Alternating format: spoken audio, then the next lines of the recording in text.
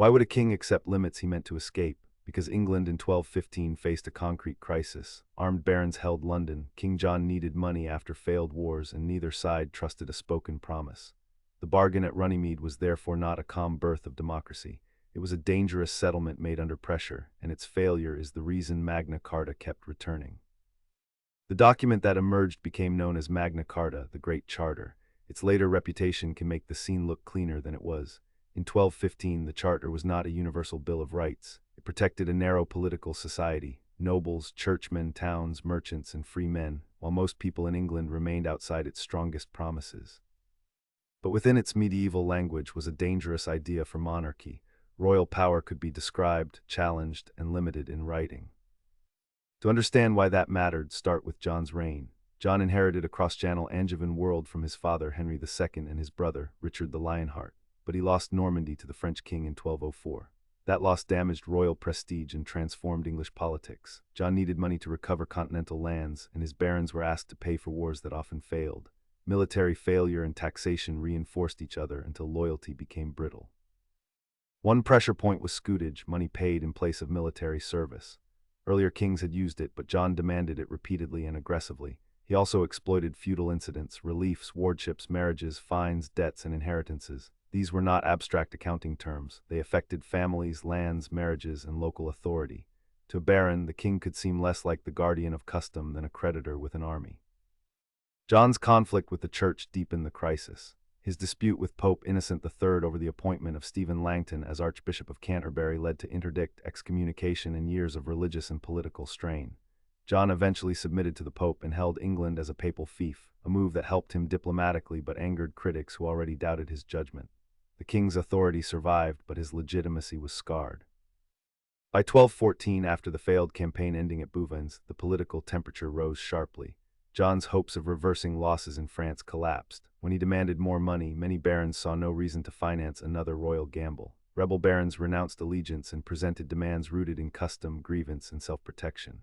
When they captured London in May 1215, the rebellion became impossible to dismiss. The king had to negotiate. Runnymede mattered because it was a compromise made under pressure. The meadow sat between the royal fortress at Windsor and rebel-held London, a landscape suited to wary bargaining. Bishops, especially Stephen Langton, helped mediate. The result was a charter with dozens of clauses dealing with the church, inheritance, debts, widows, forests, towns, merchants, justice, weights and measures, and the machinery of royal government. The famous principles were embedded inside practical grievances. One clause promised that no free man would be seized, imprisoned, dispossessed, outlawed, exiled, or ruined except by lawful judgment of his peers or by the law of the land. Another promised that justice would not be sold, denied, or delayed. These phrases became central to later constitutional memory. In 1215, they did not protect everyone equally, and they did not create modern due process overnight, but they gave later generations words with which to argue against arbitrary power. The charter also addressed taxation and council. It tried to restrict certain aids and scutages unless obtained through common council of the kingdom. That did not create a modern House of Commons, but it did sharpen the connection between consent, money, and political legitimacy. Kings needed revenue. Political society wanted rules about how revenue could be demanded. That tension would echo through English history long after John was gone. Magna Carta was also a document of enforcement. The most radical clause created a council of 25 barons with authority to compel the king to observe the charter. If John broke its terms and refused correction, they could distrain and distress him, effectively legalizing coercion against the king. For a medieval monarchy, this was explosive. It showed just how little trust remained. The barons did not merely ask John to promise better government. They tried to build a mechanism to hold him to it. Yet the settlement almost immediately collapsed. John appealed to Pope Innocent III, who annulled the charter in August 1215, calling it shameful and unlawful because it had been extracted by force. Civil war resumed. The rebels invited Prince Louis of France to claim the English throne. John campaigned across the country until his death in October 1216. The famous charter, in its first form, had failed as a peace treaty. Its survival came through reissue and adaptation. During the minority of John's son, Henry III, royal advisors reissued versions of the charter to win support and stabilize the kingdom.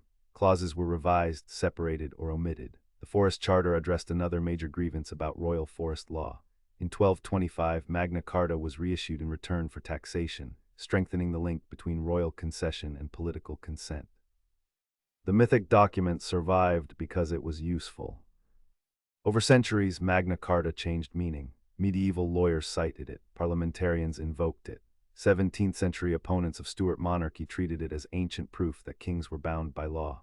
Later, English and American political writers turned selected clauses into symbols of liberty, due process, jury trial, and limited government. Sometimes they exaggerated what 1215 had actually achieved.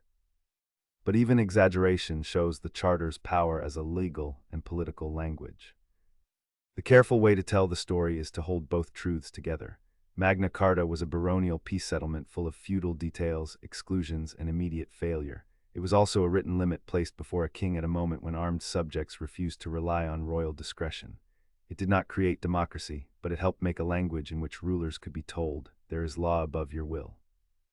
That language was powerful because it turned scattered grievances into repeatable claims. A widow could point to inheritance rules, a debtor could point to limits on seizure, a merchant could point to safe movement, a town could point to confirmed liberties, a churchman could point to ecclesiastical freedom. None of these protections worked automatically, and many people still lacked meaningful access to them. But the Charter created a record that opponents of arbitrary rule could quote back at power. The physical form mattered too, in a room of ink, paper, seal cords, and witnesses. A sealed charter was not just a speech. It was copied, preserved, reissued, read aloud, and argued over. Medieval government ran on memory, oath, seal, custom, and record. By forcing promises into that world of documents, the rebels and mediators made royal restraint something that could be compared against later royal behavior. That is why the Charter's afterlife was not a simple survival story. It survived because each new crisis gave political society a reason to recover it. Even the failures became part of that lesson. John's quick repudiation proved that a written promise alone could not restrain power unless institutions, memory, and political pressure kept returning to it. The Charter mattered because people kept bringing it back, generation after generation, whenever authority needed an older language of restraint. The evidence for this meaning is layered. The surviving Charter copies, the royal record tradition, church accounts, and later legal source material do not all point to one simple origin myth.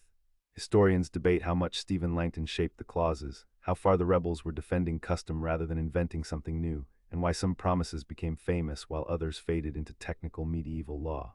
The likely answer is that Magna Carta's cause and legacy were never separate. Contemporary pressure created the parchment, later conflict created the symbol. That context is why the Charter could be both a failed peace treaty and a source of claims about lawful government. The next checkpoint after Runnymede was not celebration. It was enforcement, annulment, war, death, and reissue. That messy sequence is exactly why the story matters. Rights and limits rarely arrive as finished monuments. They are drafted in crisis, contested by power, revised by necessity, and remembered by people who need old words for new struggles. At Runnymede, the king did not surrender monarchy. The barons did not invent modern freedom. But a political community forced its ruler to place promises on parchment, under seal, in language that could outlive the man who hated it.